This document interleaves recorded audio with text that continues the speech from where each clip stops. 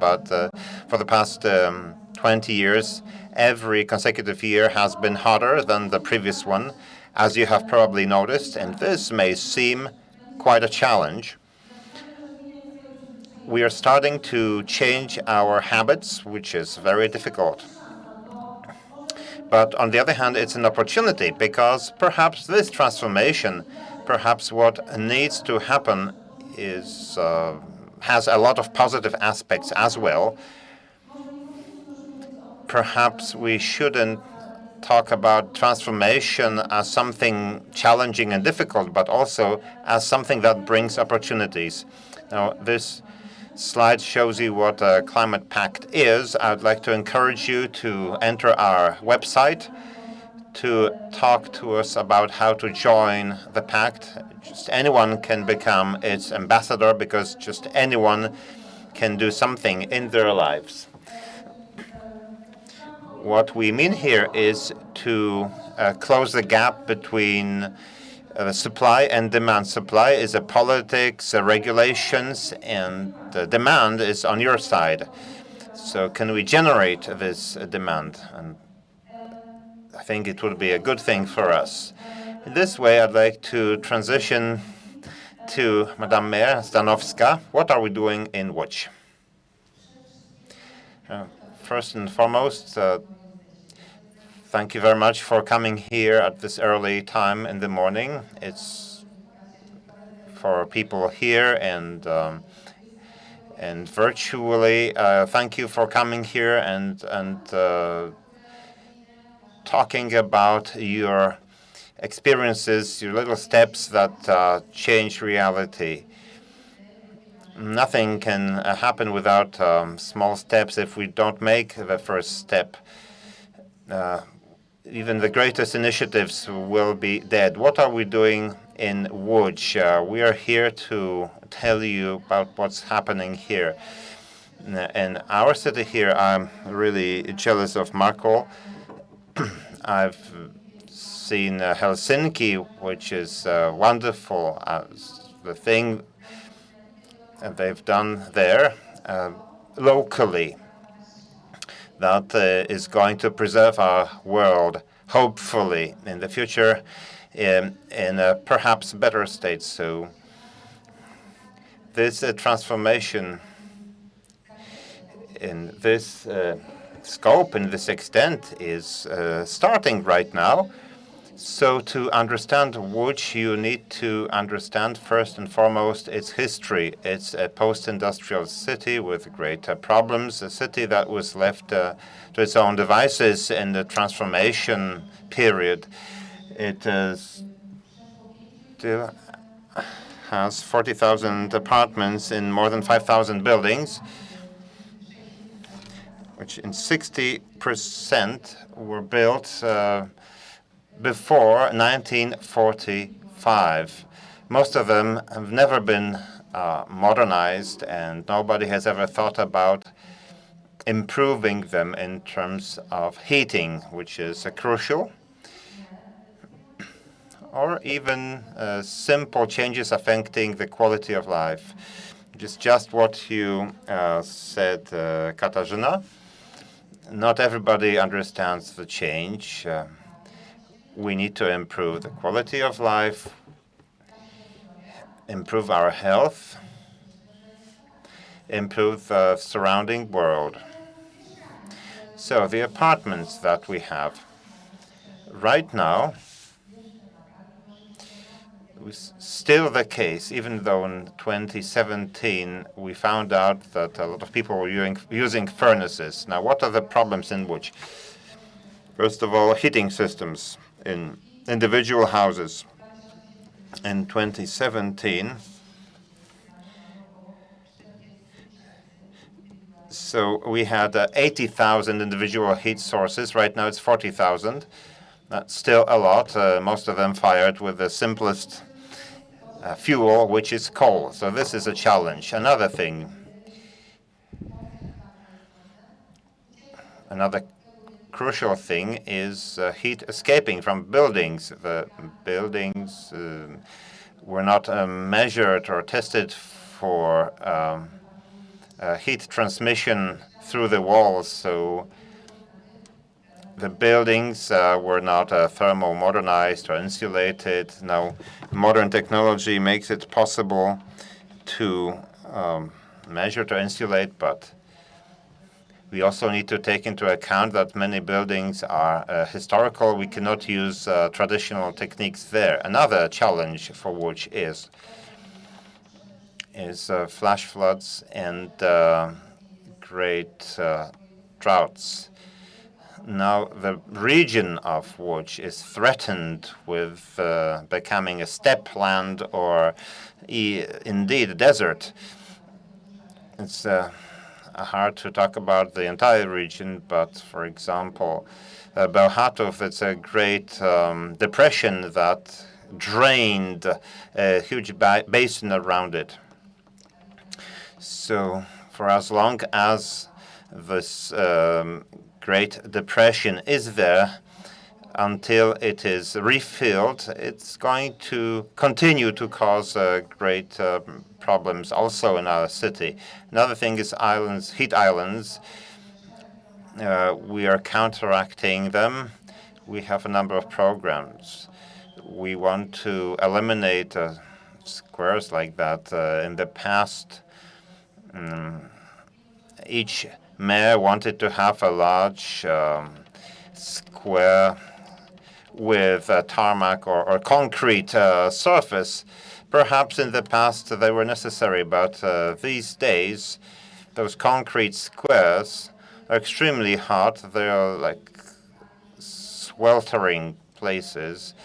In other weather, there is nowhere to hide from rain.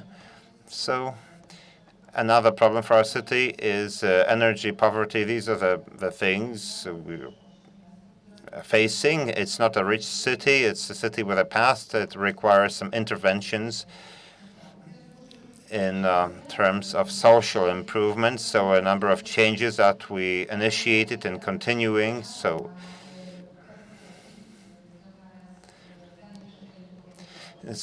obviously, low emissions and pollution, these are key issues in the city center.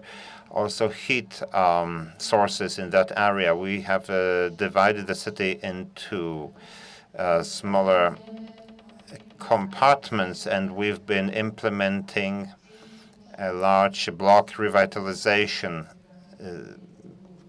program.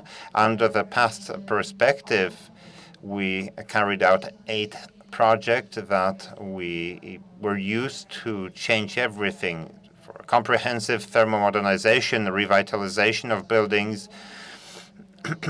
with connecting urban heating, district heating in the city center. It wasn't there before. Also greening of large areas of land and streets.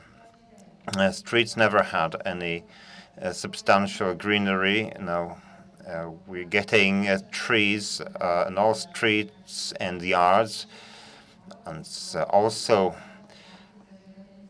individual citizens, inhabitants of the city can use programs to green the areas, plant trees.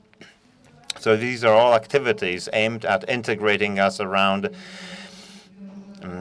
greenery and biodiversity protection. It's a Pact for Łódź, another program. We invited everyone so that voluntarily we could implement important things, the development of green areas, improve air quality, manage waste, and conduct environmental education. It's crucial because we need to know what important things we can do ourselves without any substantial means or great resources or swaths of land. We can still take small steps. So we've been working with business to a substantial degree. We can count on the business's help in these small things. Business also can see the need to support the city as part of corporate social responsibility and support a number of large projects in terms of greening, biodiversity, water, clean water and water retention. So I could be talking for hours about initiatives in Łódź, so thank you very much for your attention. And many thanks to Madame Mayor. I'd like to speak to what you said about integrating and public-private partnership. What I find most important, I've been dealing with this subject for the past 3 years, we can accelerate and conduct a green transformation on time only if we cooperate. Now, a small additional question to Madame Mayor. Now, yesterday, as we talked to young people, I asked them, how do you feel? What can you do? They say, oh, I cannot do anything. We have this kind of system. Now, what is your opinion? What do you need from citizens? What would you like to ask the inhabitants of Łódź to do? What can you do together to improve things so that we are there on time? Well, first of all, we need to understand ourselves, understand the needs of the city. Now, we also need to understand that sometimes individuals must yield to the interest of the public. Right now, we are facing a conflict at our border where we have biologically valuable land, and a lot depends on it, especially the Łagiewnicki forest depends on it. Now, there's a private property. Someone wants to sell it for development. On the other hand, it looks like it's necessary to leave that area as heritage city for the future generations, for the Łagiewnicki forest to survive and to ensure good aeration of the city, airflow. So it's my great request. We shouldn't intervene only when there is a tangible problem, but if a city does something right, we should unequivocally support the city. I understand the interest of the individual is important, but we should put the interest of the public first, too, as our survival as society, as a species. Before our meeting here, we talked about it. Since 1980, 30% of biodiversity has disappeared from the globe. It's a catastrophe. It's not something that's been going on and is still going on. It's a downright catastrophe. So understanding, awareness that we are fighting for something more than today and tomorrow. Great. Thank you very much. I'd like to ask Markku of Helsinki. Markku, what's the transformation like at your place in the north? Do you have similar challenges, or maybe you've been able to solve some problems? What is the narration? Here we must talk about a catastrophe. Not everybody understands it. Now, we can already see the catastrophe when we look at our energy bills. But what's the situation in Helsinki? Okay, thank you, Gacha. I know you as well as your role as a moderator, since we've been collaborating already with the Commission of the Climate Pact initiative. And thank you especially, Hanna Zdanowska, you mayor, you've organized this event and you pushed forward a lot of activities, so which can really have a crucial positive influence and impact on energy and the renewal of the city structures. I want first to say that I've as well personally visited Łódź. So I was there a couple of years ago. So when we planned what we can do in the industrial collaboration, especially bio-industries, and knowing your city's history in manufacturing, in industrial issues. So that is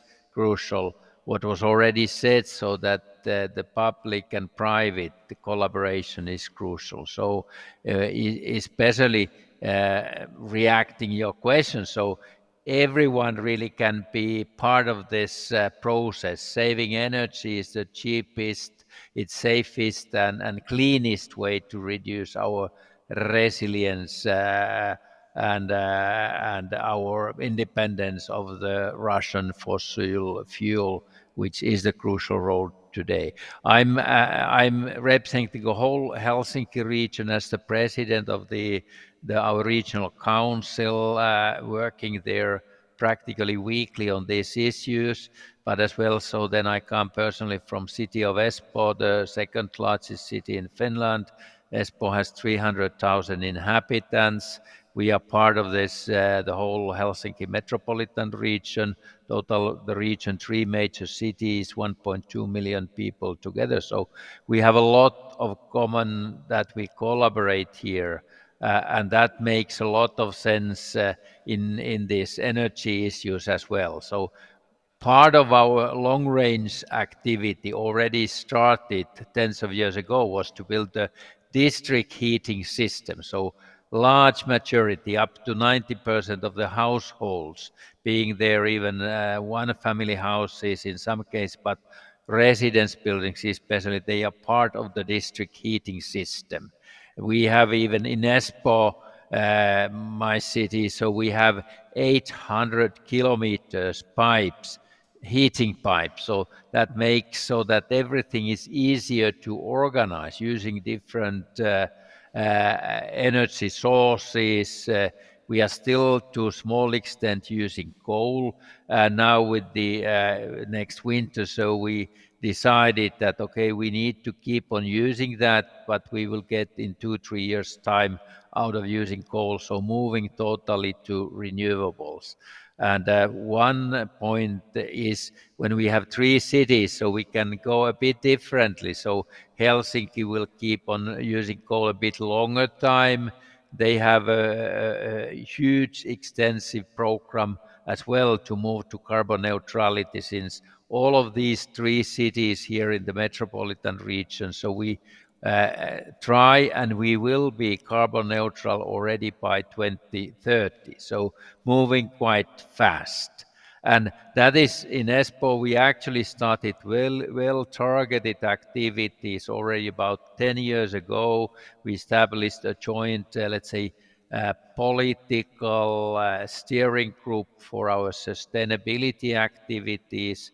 So it was a kind of sustainable Espoo, building the roadmap for activities, and we had the representatives of the all political or major political groups, key policymakers, but key civil servants as well, so that we were working together. And one of our strengths is so that in-depth collaboration with local industry, large companies, small companies, so we can now build our action plans focusing on the European Union missions. We are among the 100 climate neutral cities EU mission. We are among the climate adaptation mission, and hopefully as well on the other missions more and more, so that we can make these transformations to happen. And maybe I'll just say our 5 priority areas and then conclude. So first, approved by the City Council, we want to be one of the forerunners in implementing sustainable development goals, so UN SDGs, and that's a kind of backbone. It's the starting point for everything. So we want to show that how we do that within already the next couple of years, so to help other cities as well on that. So we will, the second of our action points, major targets, is to be this carbon neutrality in the whole city by 2030.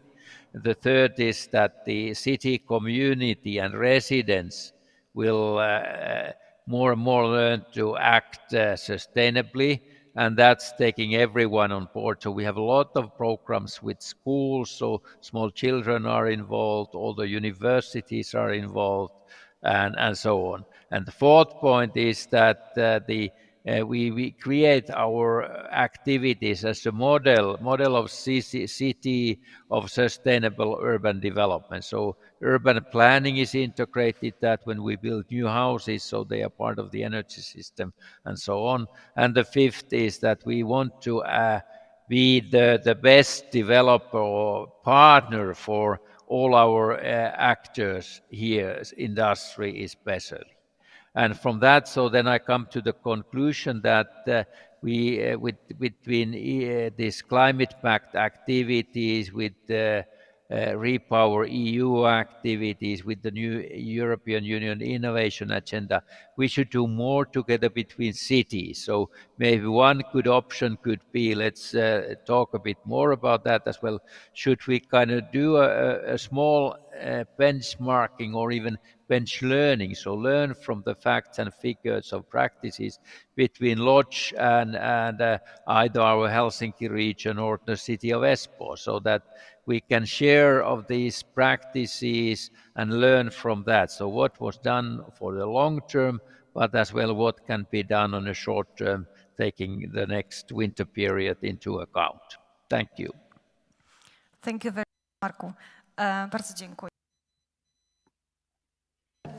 I think that from what we have just heard, we can take three major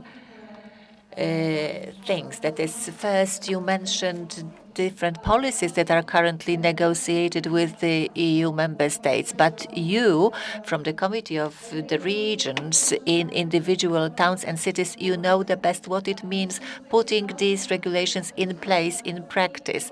And I think that as a bureaucrat from Brussels, I hear that we invent some regulations and then people at lower levels have to implement them.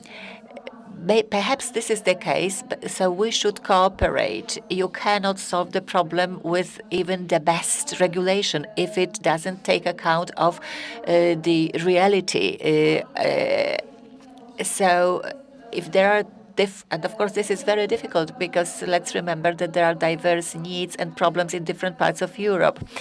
My daughter, who is 16, she asked me some time ago, why aren't we doing nothing? They told her, well, you know, systems and everything is very difficult, but it's very important to teach our children about biodiversity, to tell them that green is not only about trees and protecting trees and wild boars.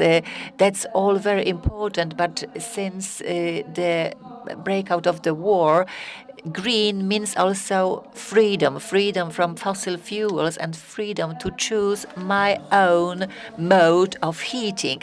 You mentioned industry, Markku, and I think that's also very comforting what we've heard from you, because industry is often perceived, well, it depends on the type of industry. Sometimes this transformation is very difficult, and we are afraid that through lobbying, some processes get slower than they should be. But if we find a modus operandi to cooperate with industry, I'm sure that we'll be able to go ahead at a faster pace. Now, I would like to invite Marieke Schouten. Whenever I cooperate with the Dutch people, you have a very good way of cooperating with industry and business. I hope you will tell us about it, what it looks like from your point of view in the Netherlands. Marieke, the floor is yours. Thank you very much, Katja, and also a big thank you to Madame Mayor Hanna for inviting us. I'm very sorry we can't sit around the same table, but the good thing is technique helps us, so thank you very much for having me. It's quite a big question that's on our table. My city is, again, quite different from, I think, Łódź and from Helsinki.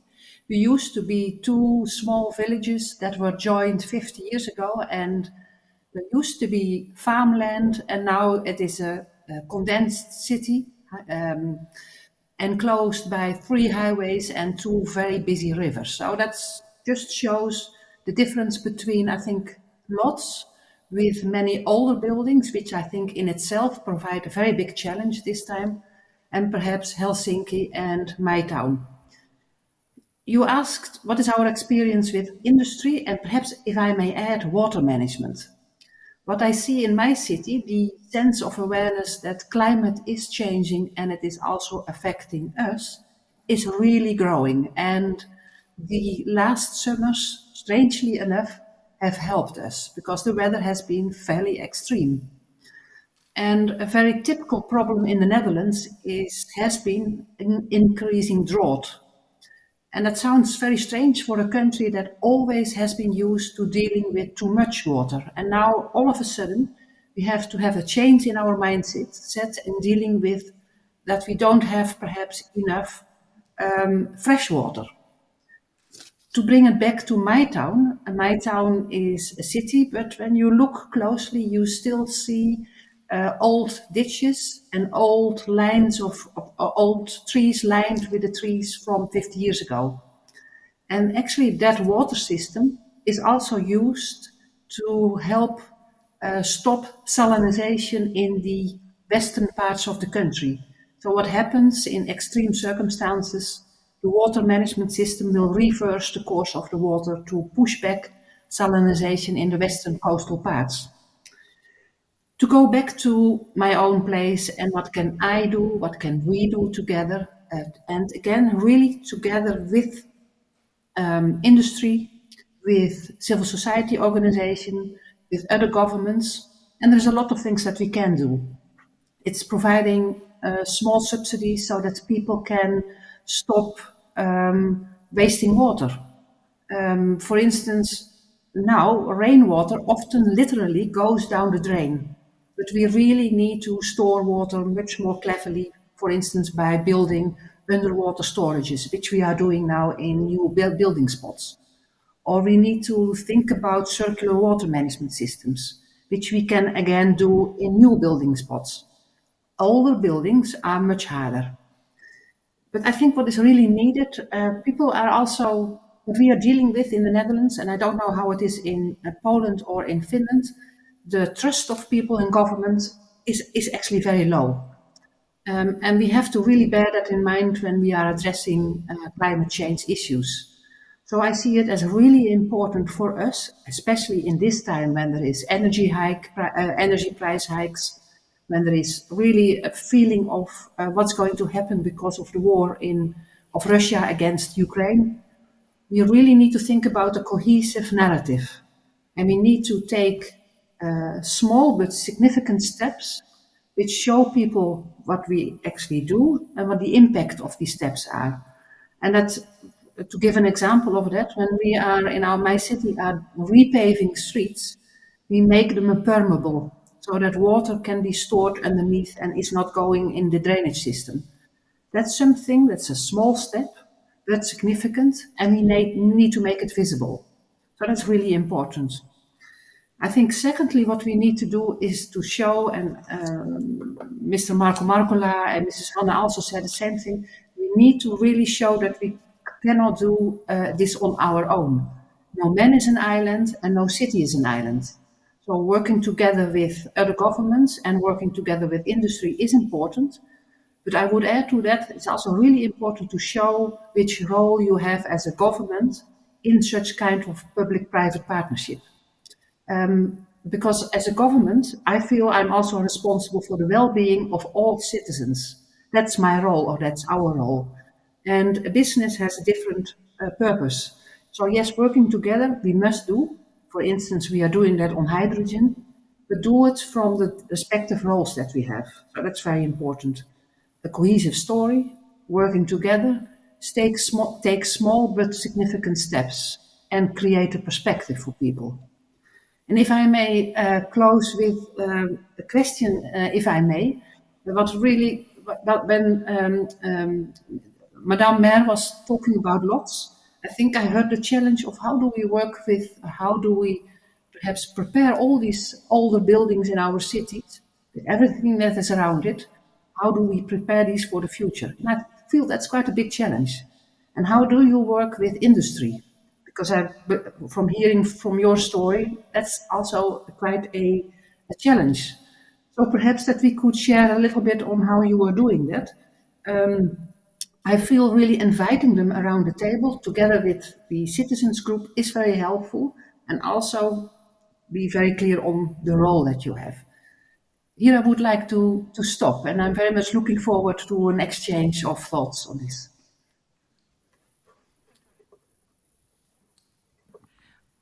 Thank you very much. Bardzo dziękuję. Thank you very much. You've touched on a very important subject, water management. Water is like electricity. Well, still not a long time ago, it was enough to switch the light on, and there was light, and it's enough to turn on the tap, and there is water. While right now it's not so sure. My mother has kept on repeating me, "Don't waste water." Perhaps water is too cheap. Because right now we have started saving electricity, but perhaps not water. Agnieszka, there was a question concerning cooperation with business. So I'd like to ask you, as a businesswoman, as a mother, woman, professor, to tell us how do you see the Pact and what we have talked about today. Thank you very much. I'm very much for cooperation that you mentioned. It's a great value that I've been supporting, whether as an expert or as a person associated with science or as an expert supporting business. Now, Kasia, you mentioned this multitasking aspect. From my perspective, I cannot really put a line where I'm an expert, where my role finishes, and when I start being a consumer, where I start my private life. This is something that is becoming completely blurred now. These activities that we undertake are extremely fluid. As a result of the fact that all of us are consumers, since all of us make decisions and our consumer behaviors changing substantially due to the circumstances in which we are. For example, a pandemic.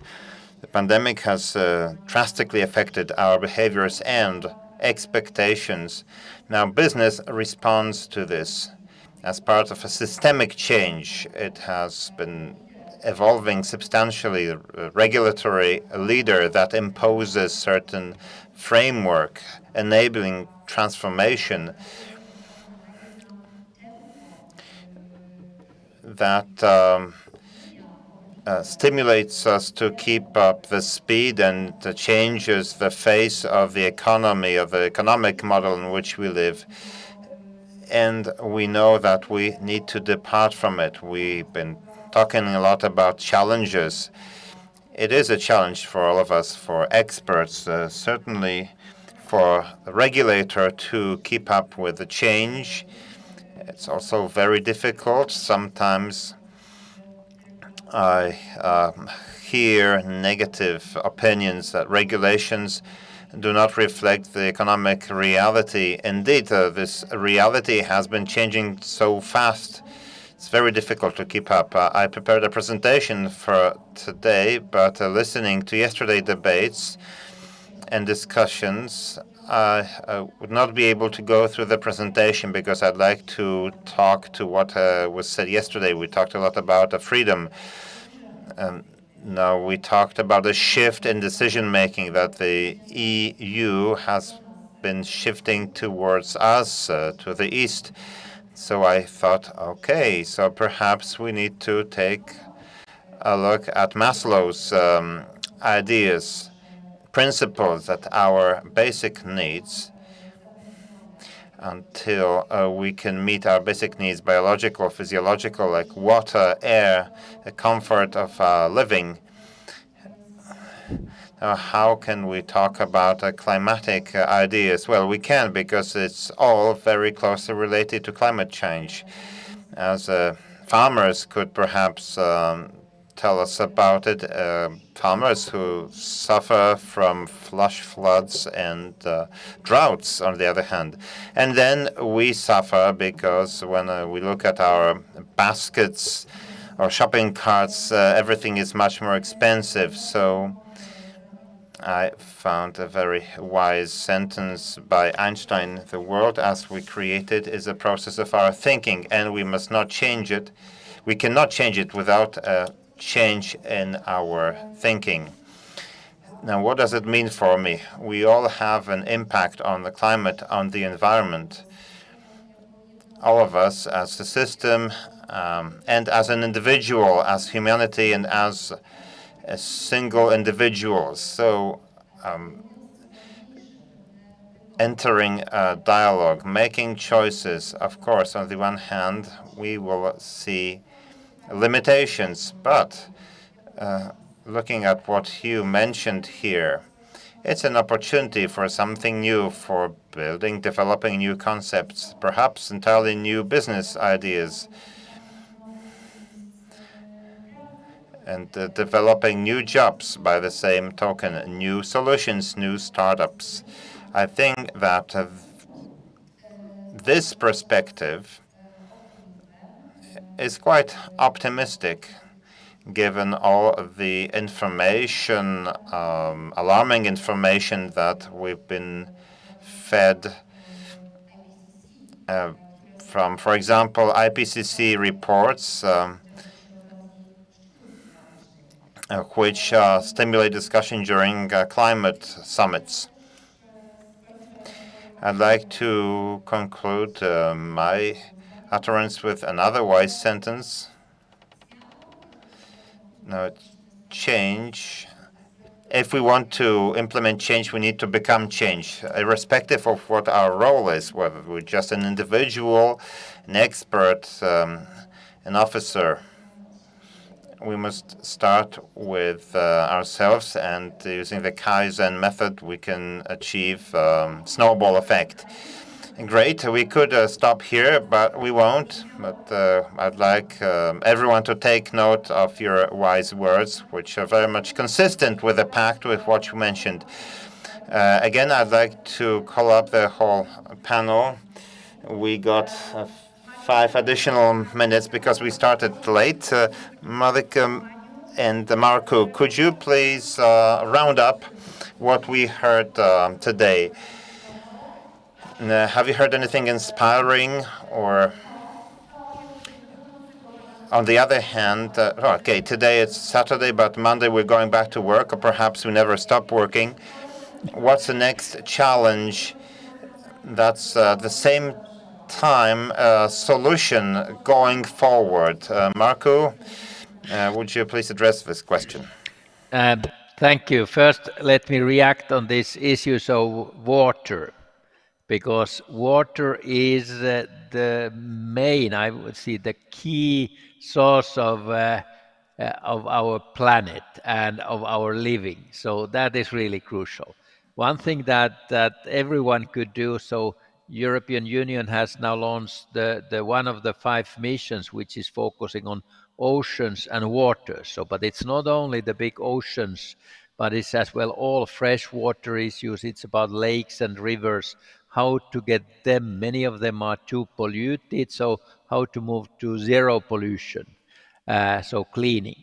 But as well, so how we operate with the groundwater, so the fresh water that we need for our households, for drinking, for making wood, for washing, etc. So, and this is something that since in Finland, so we have close to 200,000 lakes. So water, fresh water, fishing, all swimming on lakes. So all is so crucial, so that we've planned and done a lot on that. So how to have our water system. So as an example here, most of the metropolitan region Helsinki metropolitan region, drinking water and washing water, that comes from a lake a bit more than 100 kilometers to the north from here. And in addition, we use our groundwater here. So, but we need to keep them fresh. So whatever water you have, you can drink that. So this is one element. So then we have linked to that as well. So wastewater treatment. So how to manage with that. And now we are opening in Espoo, the western part. So we are opening a new wastewater management treatment plant there, and which is the most modern in the world. And that is something that we could learn and share the practices around in Europe. So we take the energy out of that wastewater and so on. So it's part of the energy system as well. So these kind of experiences are something that we could use and lodge your city and lodge the region you could join with this EU mission on oceans and waters as well, to share these good practices and move ahead. So my kind of key point is really that let's do more together with the cities, learn from each other, get our schools, universities increasing the collaboration and get our industry to be part of that. And that means then citizens as well. So all these are interlinked to this issue. Thank you very much, Markku. Marieke, twoja reakcja. And Marieke, your reaction, please. Yeah, thank you very much. A group of young professionals in the Netherlands invited me a while ago for an energy class, and they asked me the question, when you visited COP26 in Glasgow, what did touch you the most? And I think it was that question that they asked that actually touched me very much. These were professionals working in fossil industry, with government and other areas, and they were extremely motivated to work from where they are and to do the right things.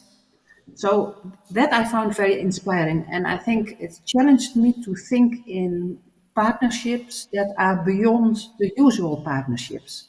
So that is, I think, something that stayed with me.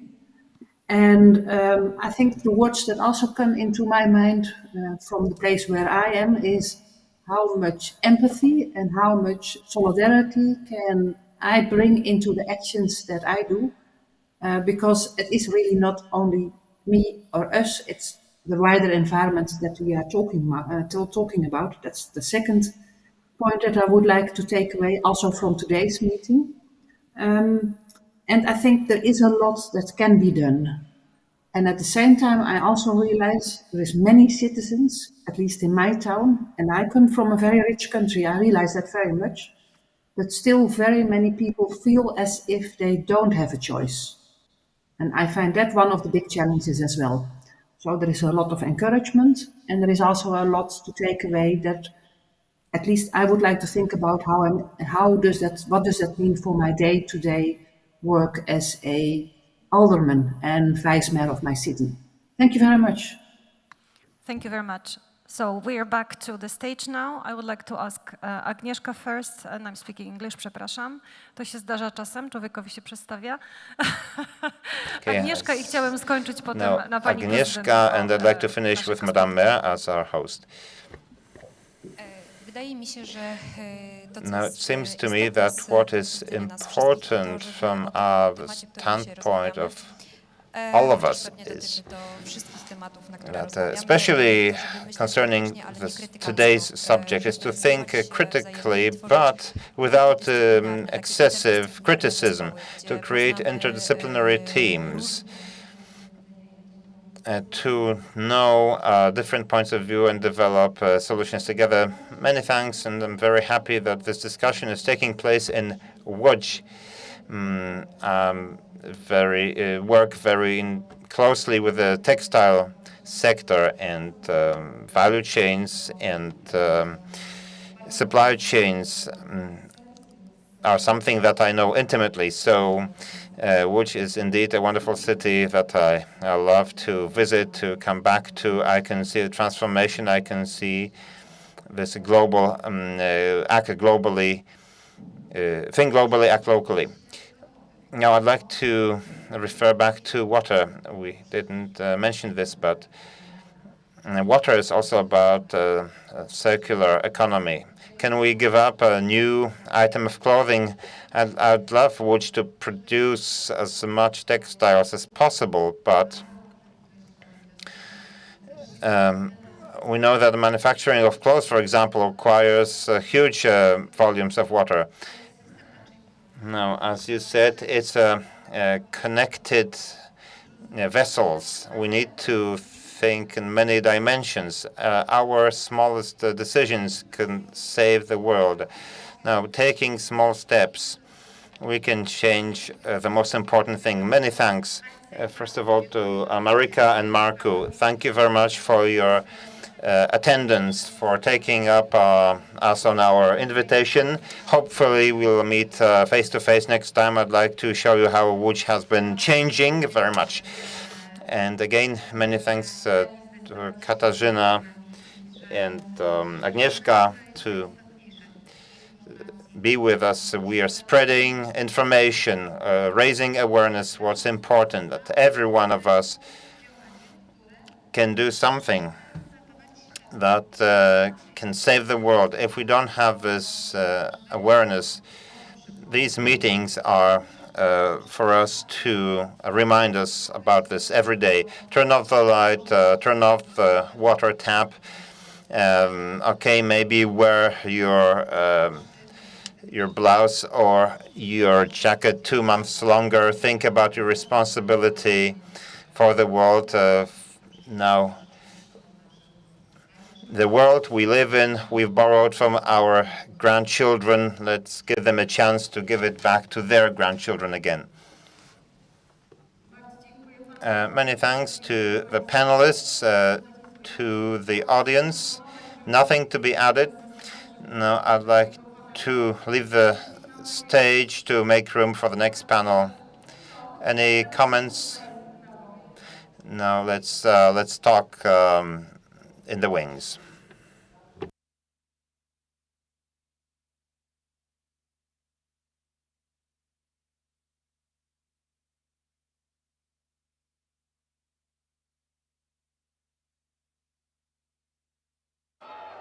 It's not always easy to recognize. It may look like this, or like this. It may be a burden, but it is a responsibility that we embrace nonetheless.